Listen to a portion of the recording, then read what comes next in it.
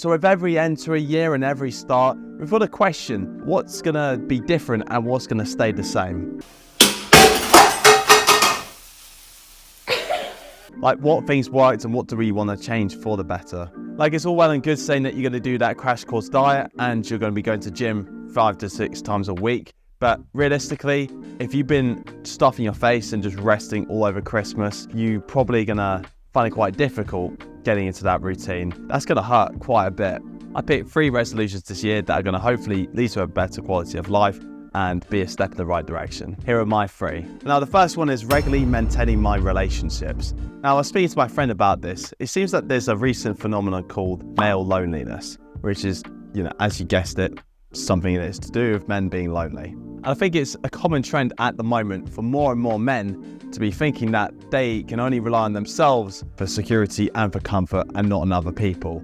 It's this whole me against the world mentality, which is actually quite a damaging thing. And as an ambivert, but mostly introvert, this is something that I will admit I've actually slipped into from time to time. So what I've started doing is actively reaching out to friends, family, just making sure that over the weekend we can do something small like grab a coffee, maybe go for a walk somewhere. Now, this is good for a couple of reasons. The first one being it actually gives you something to look forward to. The second one, it improves your relationships with the people around you. And third, it prevents loneliness, which is something that none of us want to ever feel. So yeah, all good things. For the second resolution, this is to start investing in myself. So in the world of investing, there's actually something called the Standard & Poor's 500. This actually is also known to most people as the S&P 500. So what this is, it's a collection of the largest companies in the United States. Okay, so why am I talking about this? Well, the thing is whenever you invest into a company or into a fund, it's usually with the idea that you're at some point going to recoup or make a profit on your initial investment and maybe even get some income from that. But the thing is that what most people on YouTube and podcasters are saying at the moment is that instead of investing into, let's just say, a fund, you're actually investing into yourself. And this is what is called the S&Me 500. Okay, so for an example of me getting invested into my S&Me 500, I want to start doing salsa dancing. And to be fair, that anyone that knows me properly knows that I can't really dance. I can crack out a few moves, but then it just gets a bit like, eh. With salsa dancing, it's going to be something that I haven't done before. So I'll be starting as a beginner and then working my way up bit by bit, which is actually quite scary whenever you're trying something for the first time. But if you start from the ground up as a beginner and then work your way up, the improvements you'll see are going to be absolutely massive. And what this does is that it gives you the confidence that you can start any skill, you can start any discipline, and at some point you're going to start getting to grips with it.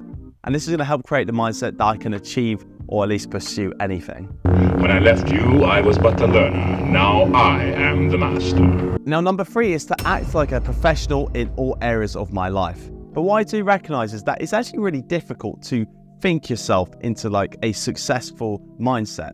As much as we can practice affirmations first thing in the morning, last thing before bed, or maybe even just be chanting it through the day like some, cult leader or something, it's actually really difficult to actually start to manifest those changes. And for example, as much as I can think or say that I'm going to be a top level heart surgeon, that is just not possible. I'm definitely not going to make the grade as a heart surgeon. I am a surgeon! I am a surgeon! However, what it means to be a professional in your own life is that you should be taken seriously. Here's a couple of things that I'll do to try and achieve this outlook. Now, the first one is being organized. Second one is being time punctual for literally everything.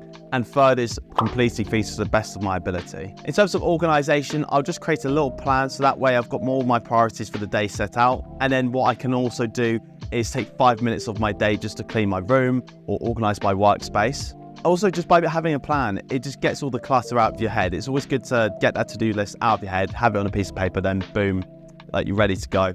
And for being time punctual, it means that you're going to be reliable. You're not going to be late for things. You're not going to be procrastinating with time. That just gives you a new set of confidence moving forward.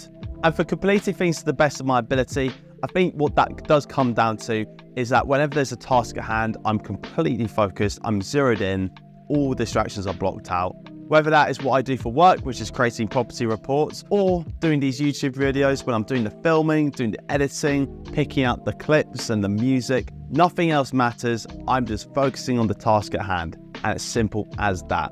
Anyway, guys, that is it for this week. It's a bit of a short, no-nonsense video. I just wanted to be clear on my priorities moving forward into this new year. But if you like this, comment, like, and subscribe, and I'm sure I'll see you in the next video. Take care. Bye-bye.